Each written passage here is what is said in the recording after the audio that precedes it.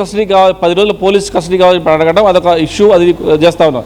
ఇది కాకుండా ఈ ఇష్యూ జరుగుతున్నప్పుడు వీళ్ళు సహకరించిన వాళ్ళు స్నేహితులు అని చెప్పన్న విషయం మీద ఇప్పటికే తల్లి ఇచ్చిన కంప్లైంట్ ఆధారంగా ఇన్వెస్టిగేషన్ కొనసాగుతూ ఉంది.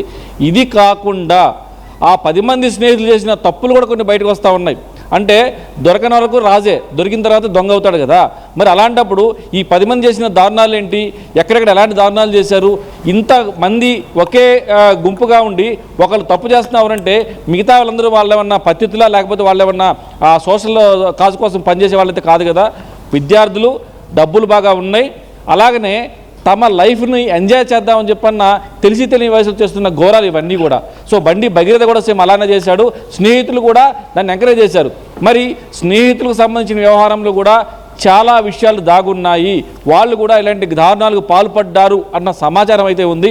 ఇది మనం ఇప్పుడు చెప్పాల్సిన అవసరం లేదు, పోలీస్ ఇన్వెస్టిగేషన్లో మొత్తం బయటపడతాయని చెప్పిన కూడా మనకు స్పష్టమైన సమాచారం ఉంది. ఇది కాకుండా వీళ్ళ సోషల్ మీడియాలో కానీ తర్వాత మిగతా వాళ్ళు అమ్మాయిని బ్లేమ్ చేయడానికి ఏ రకంగా వాడుకున్న విషయం మీద కూడా ఇప్పటికే ట్రాక్ అయిపోయింది.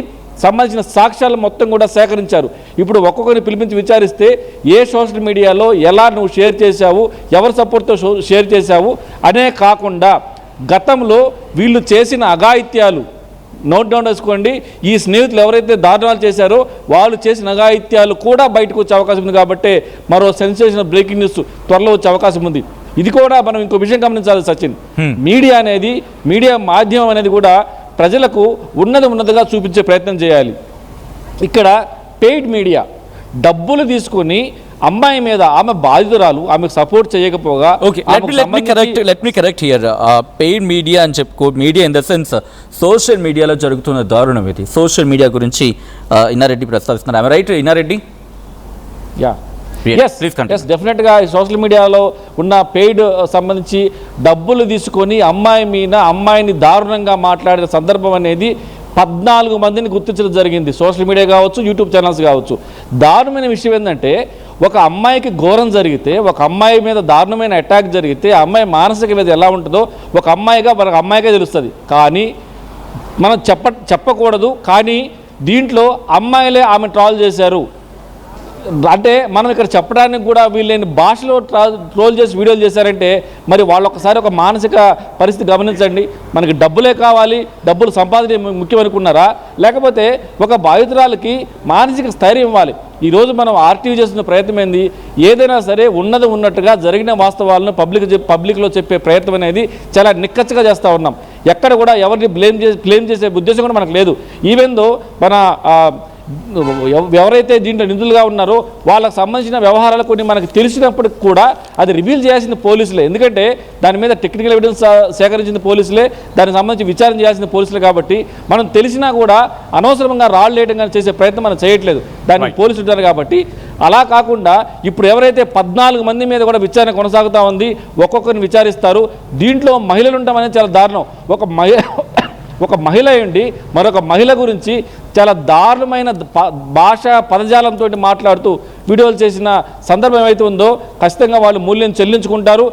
ఇంకొకటి, ఇప్పుడు స్వేచ్ఛగా మాట్లాడే హక్కు ఉంది అన్న విషయం మీద వచ్చిన యూట్యూబ్ ఛానల్స్ కూడా కొన్ని విషయాల్లో మాత్రం పెయిడ్ మీడియాగా మారిపోయి చాలా దారుణమైన భాషా ప్రయోగం చేస్తున్నారు అవతల పక్క బాధితుల మీద అన్న విషయం మీద పోలీసులు గుర్తించి మొత్తంగా 14 మంది Sachin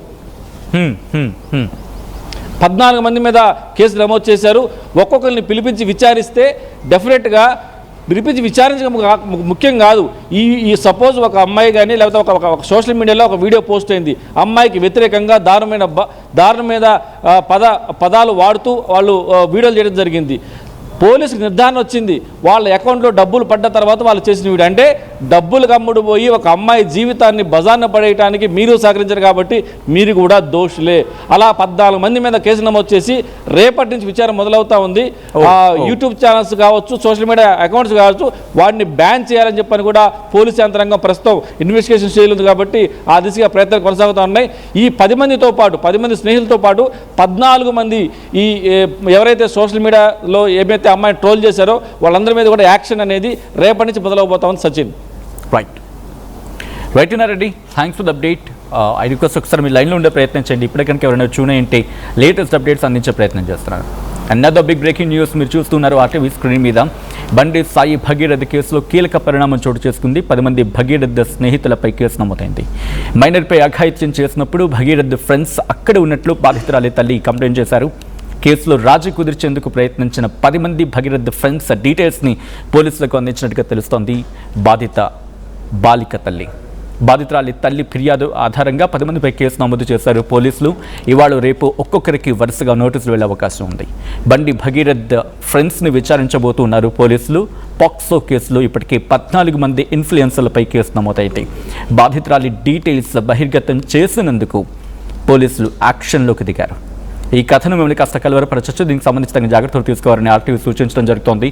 this is distressing content, viewer discretion is highly advised. ఒక్కసారి AI వీడియో ఒకసారి చూద్దాం. But before that RS Praveen Kumar, ఇది అంశానికి సంబంధించి బీఆర్ఎస్ నేత ఆర్ఎస్ ప్రవీణ్ కుమార్ కూడా రియాక్ట్ అయ్యారు. ఆర్టీవీతో ఎక్స్క్లూజివ్గా మాట్లాడారు. ఆ ఇంటర్వ్యూ కూడా వీడియో సెక్షన్లో ఉంది, మీరు చూడొచ్చు. బట్ బిఫోర్ దట్ ఆయన ఏమంటారు ఇప్పుడు చూద్దాం. ఈ కేసులో A1 బండి Bhagirath, A2 Bandi Sanjay, A3 Sangappa, A4 ఇంకా కొంచెం గుంజితే శ్రీరామ్ అవుతాడు, ఇంకా కొంచెం గుంజితే పోలీసులు అవుతారు. ఈ కేసులో A1 బండి Bhagirath, A2 Bandi Sanjay, A3 Sangappa, A4 ఇంకా కొంచెం గుంజితే శ్రీరామ్ అవుతాడు, ఇంకా కొంచెం గుంజితే పోలీసులు అవుతారు. ఈ కేసులో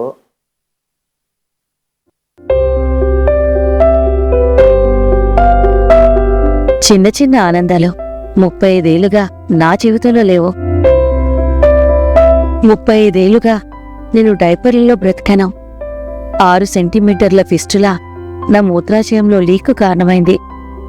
ఎవరూ నాకు సహాయం చేయలేకపోయారు. AINUలో వైద్యులను కలిసే వరకు అక్కడ వారు రోబోటిక్ శస్త్రచికిత్సతో నాకు పరిష్కారం ఇచ్చారు. వారు నా ఆత్మవిశ్వాసాన్ని కూడా తిరిగిచ్చారు. Precision care makes it possible. The Center for Robotic Surgery at AINU